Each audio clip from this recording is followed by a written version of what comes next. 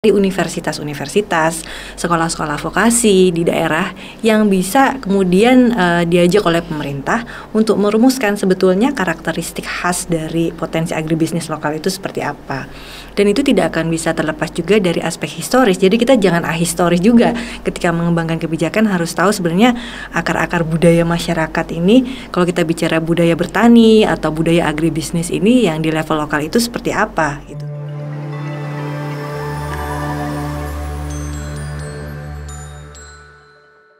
Oke, Trademate, sekarang kita udah paham kan gimana sih respon negara berkembang itu terhadap New Green Revolution. Karena sebenarnya negara berkembang ini punya ketertarikan besar ya Mbak ya terhadap New Green Revolution.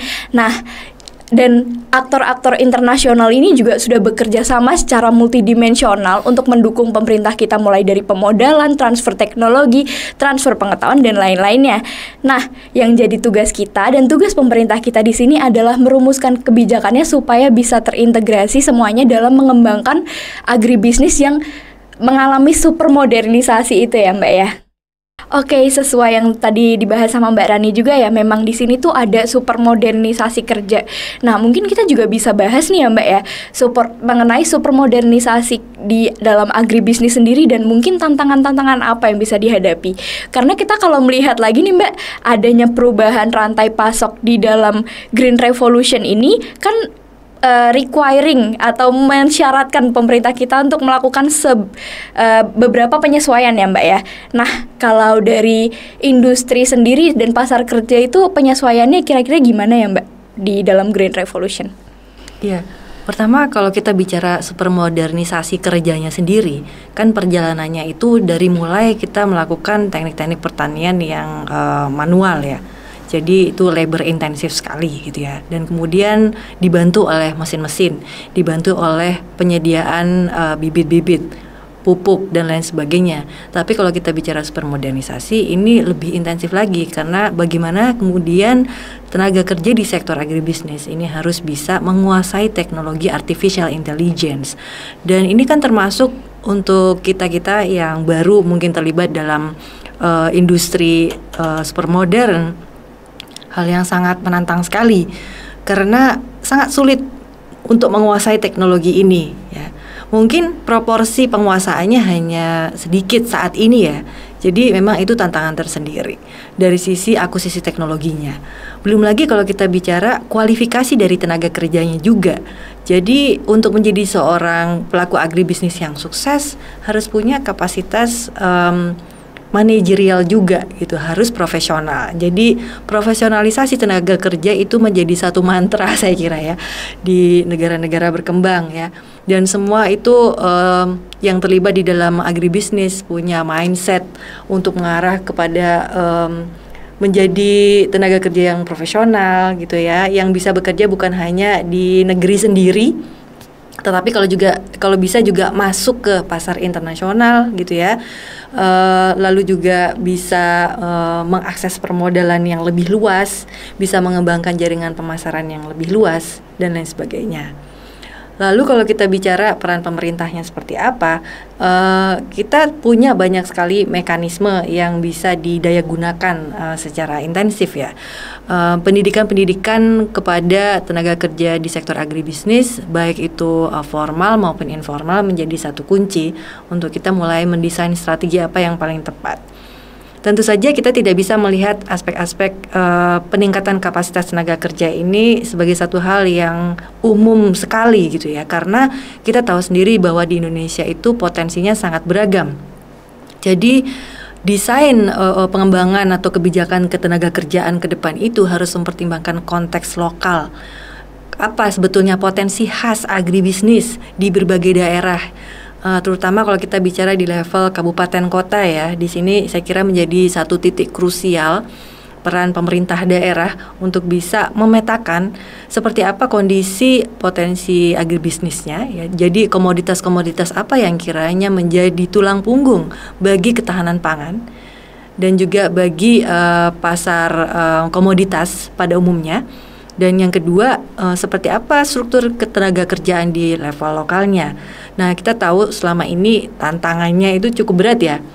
banyak anak muda melihat sebelah mata lah kepada sektor agribisnis ini. Padahal kalau kita belajar dari pandemi kemarin, kalau kita belajar juga dari diskusi-diskusi di G20 kemarin ya, itu isu ketahanan pangan tidak akan pernah memudar sampai kapanpun. Jadi agribisnis ini juga menjadi satu sektor yang sangat fundamental, menyediakan pangan secara berkelanjutan, dan tenaga kerja harus diarahkan untuk bisa memenuhi kebutuhan untuk pertanian dan juga untuk kemajuan teknologi yang terkait.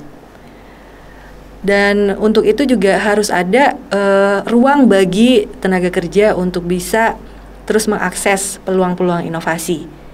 Mungkin kita tidak cukup bicara hanya pendidikan formal saja ya, tetapi kan ada sebetulnya jaringan-jaringan bisnis yang menyediakan sumber pengetahuan yang tidak terbatas. Jadi pemerintah juga bisa mempertimbangkan seperti apa bisa menghubungkan potensi-potensi kewirausahaan agribisnis, terutama di kalangan generasi muda ini, untuk bisa mendapatkan mentorship dari best practice yang sudah berkembang ya.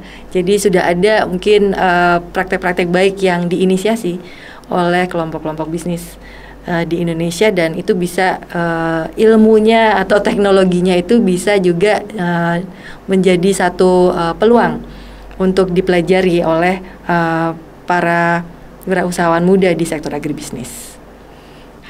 Oke, Trademates, jadi berdasarkan New Green Revolution yang terjadi di Indonesia ini, kalau berdasarkan yang disampaikan Mbak Rani tadi, kita bisa menarik kesimpulan bahwa penyesuaian ini perlu diperlakukan dalam konteks lokal dulu nih. Jadi kita melihat dulu ya Mbak Rani ya, yang terjadi di Indonesia gimana, dan kita sesuaikan komoditas-komoditas apa yang lebih sesuai di Indonesia itu untuk dipromosikan di dalam rantai pasok Green Revolution yang baru ini ya, berarti ya Mbak ya. Nah, kemudian ada juga rekomendasi untuk mengembangkan teknologi dan pelatihan pekerja yang didukung langsung oleh pemerintah. Tapi Mbak, kalau kita membicarakan tentang dukungan dari pemerintah juga dan rekomendasi kebijakan ini, kan kita ada permasalahan kerentanan pekerja sendiri ya Mbak, apalagi pekerja-pekerja yang ada di sektor informal, khususnya di industri agribisnis sendiri Mbak. Kira-kira tantangan apa aja sih Mbak yang mungkin nih pemerintah kita bisa hadapi ke depannya ketika pemerintah ini akan mengimplementasikan kebijakan sesuai yang tadi disampaikan oleh Mbak Rani? Baik, jadi menurut hemat saya kita kan berbicara mengenai sinergi kebijakan yang sifatnya bottom up dan yang top down gitu. Ketika kita bicara tadi pelokalan strategi ketenaga kerjaan, kita bicara mengenai memang bagaimana sih caranya mengoordinasikan sumber-sumber pengetahuan di level daerah ya. Kan banyak sekali universitas-universitas, sekolah-sekolah vokasi di daerah yang bisa kemudian diajak oleh pemerintah untuk merumuskan sebetulnya karakteristik khas dari potensi agribisnis lokal itu seperti apa. Dan itu tidak akan bisa terlepas juga dari aspek historis. Jadi kita jangan ahistoris juga ketika mengembangkan kebijakan, harus tahu sebenarnya akar budaya masyarakat ini. Kalau kita bicara budaya bertani atau budaya agribisnis ini yang di level lokal itu seperti apa gitu. Jadi harus bisa juga mengajak pelaku-pelaku bisnis lokal yang memang sudah berperan dan juga menginisiasi ide-ide baru ya. Mungkin mengundang para petani-petani muda yang menemukan potensi-potensi baru yang tadinya tidak terjamah.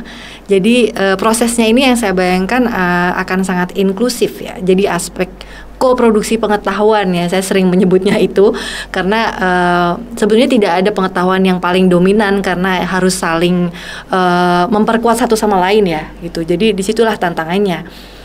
Bagaimana kemudian hal ini ditopang oleh kemudahan-kemudahan atau fasilitasi dalam bentuk akses terhadap riset dan pengembangan.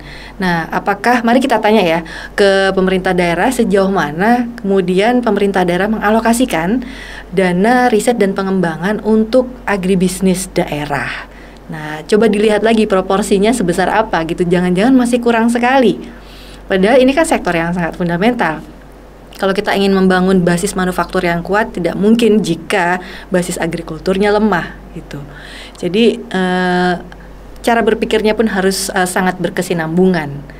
Dan selain itu juga kita bisa bicara mengenai apakah bisa pemerintah daerah juga melibatkan jejaring-jejaring internasional gitu, karena kan sekarang kita bicara di era globalisasi katanya gitu. Jadi sudah tidak ada batas-batasan yang sangat rigid lah ya, apalagi kita bisa mengakses informasi. Nah, mari kita belajar dari negara-negara berkembang yang lain, dari pelaku-pelaku agribisnis atau entrepreneur di negara-negara berkembang yang lain juga. Mungkin kita selama ini terlalu inward looking juga ya. Jadi ketika kita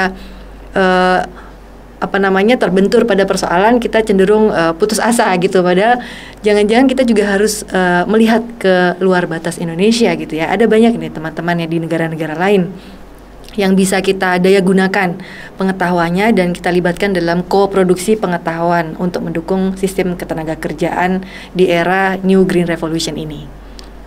Oke, TradeMates. Jadi berdasarkan yang tadi disampaikan Mbak Rani, memang tantangan kita dalam mengimplementasikan kebijakan itu ada di permasalahan mengenai sama-sama belajar ya Mbak Rani ya. Sama-sama belajar di sini artinya kita harus belajar untuk bukan cuman top down dalam perumusan kebijakan, tetapi juga bottom up.